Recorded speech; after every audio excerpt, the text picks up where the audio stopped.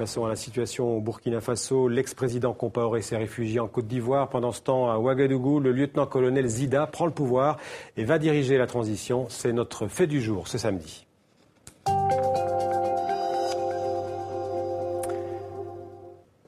Pendant plus de 24 heures, ça a été la confusion au Burkina Faso après le départ de l'ex-président Compaoré. 2 militaires, un général et un lieutenant-colonel, avaient revendiqué le pouvoir. Finalement, aujourd'hui, c'est le lieutenant-colonel Isaac Zida qui a été désigné par l'état-major de l'armée pour, je cite, conduire la période de transition.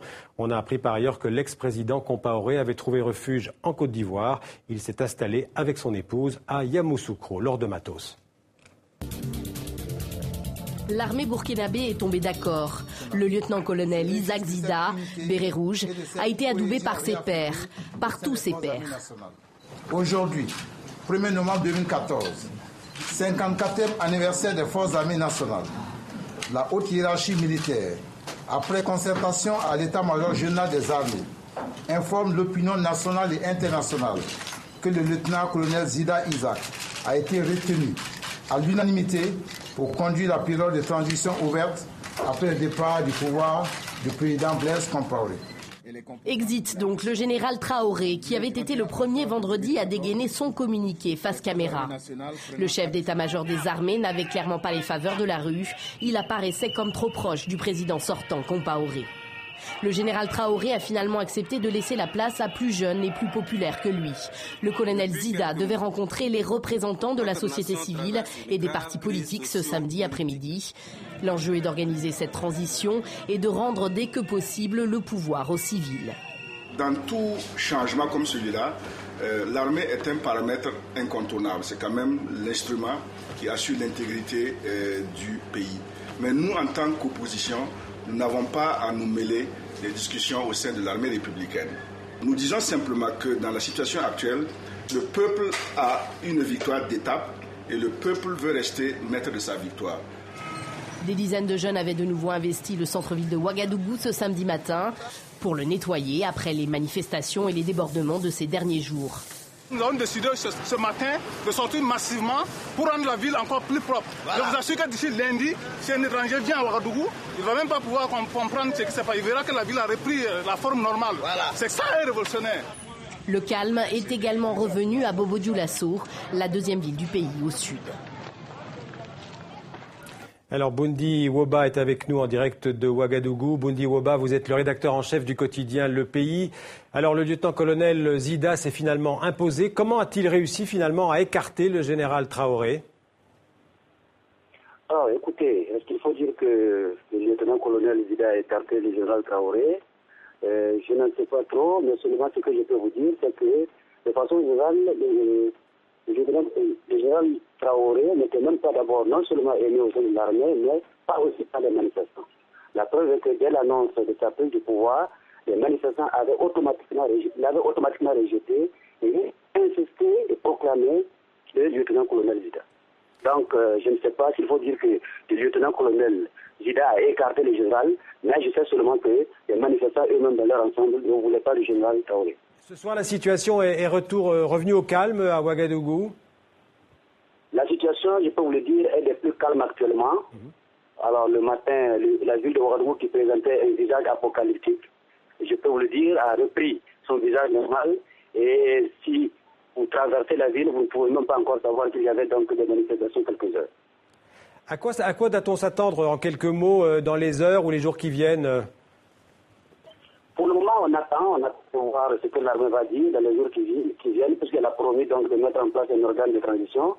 Donc, elle a entamé donc les consultations avec les forces de la nation. On attend d'abord de voir donc ce qui va sortir de ces consultations pour en savoir davantage. Merci Bundi Woba en direct de Ouagadougou. Avec nous sur le plateau du 64 minutes, Édouard Sanou, bonsoir. Bonsoir. Édouard Sanou, vous êtes membre d'un parti d'opposition au Burkina Faso, l'UPC, le principal parti d'opposition. Vous êtes le président de la section française de ce parti, l'Union pour le progrès et le changement. Alors, c'est donc le lieutenant-colonel Zida qui prend les rênes du pouvoir, qui va diriger la transition au Burkina. Vous approuvez cette désignation du colonel Zida ? Écoutez, moi j'estime que nous, en tant que parti politique, n'avons pas à approuver ou désapprouver une nomination militaire à la tête de cette transition. Ce qui est clair, c'est que nous, en tant que parti politique, ce que nous souhaitons, en tant que chef de file de l'opposition, ce que nous souhaitons, c'est que cette transition soit d'abord pacifique, consensuelle et civile.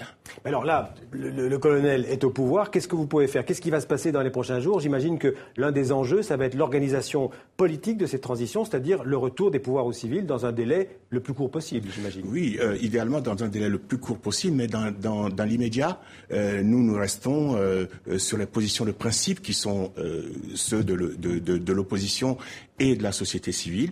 Il ne faut pas oublier que les changements qui sont intervenus aujourd'hui au Burkina Faso sont le fait et les efforts conjugués de la société civile et des partis politiques qui se sont lancés dans une contestation pour obtenir les changements qui sont intervenus. Ça a été extrêmement rapide, le départ du président Compaoré. Ça vous a surpris, la rapidité? Franchement, je ne pense pas que on pouvait s'attendre à ce que le dénouement soit aussi rapide, même si nous faisons confiance en notre peuple, nous étions sûrs de notre victoire.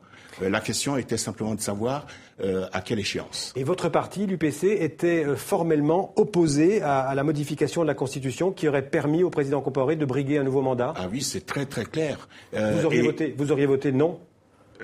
Non seulement nous aurions voté non, mais nous appelions à ce que il n'y ait même pas de référendum. C'est une question de principe. Tous les textes des institutions africaines, par exemple, et puis toutes les recommandations internationales de la communauté internationale tentaient de raisonner le président Blaise Compaoré pour qu'il ne fasse pas ce changement, qu'il respecte la Constitution du Burkina. Qu'il respecte tout simplement la Constitution du Burkina. Alors, en démissionnant hier, Blaise Compaoré a souhaité une transition courte des élections, a-t-il dit, dans les 90 jours. Est-ce que ça vous semble possible et souhaitable? Bon, d'abord, moi, je pense que Blaise Compaoré est disqualifié et qu'il n'a plus d'instructions à donner à qui que ce soit. Admettons que ce soit quelqu'un d'autre qui l'ait dit. Écoutez, le Burkina Faso est un petit pays avec les moyens que vous connaissez. Organiser des élections démocratiques en 90 jours, ça me paraît quelque chose d'extrêmement difficile. Mais si c'est la condition pour un retour à la paix au Burkina Faso, pourquoi pas? Mais il me semble techniquement très très difficile d'obtenir des élections bien organisées et complètement transparentes en 90 jours. Mais le colonel Zida peut rester à la tête de la transition ou il doit partir le plus rapidement possible? Nous, honnêtement, on n'a pas franchement à se mêler de ça. Nous, ce que nous souhaitons, c'est que la transition soit démocratique et que... Et donc vous acceptez sa présence à la tête de l'État? Ah non, nous ne le reconnaissons pas comme chef de l'État. Nous souhaitons que cette transition soit civile et que les organisations de la société civile et les partis politiques en particulier soient impliqués tout de suite dans l'organisation et dans toutes les modalités de cette transition, y compris la fixation du calendrier qui va aboutir au retour à un ordre constitutionnel normal. Donc vous appelez à des négociations très vite?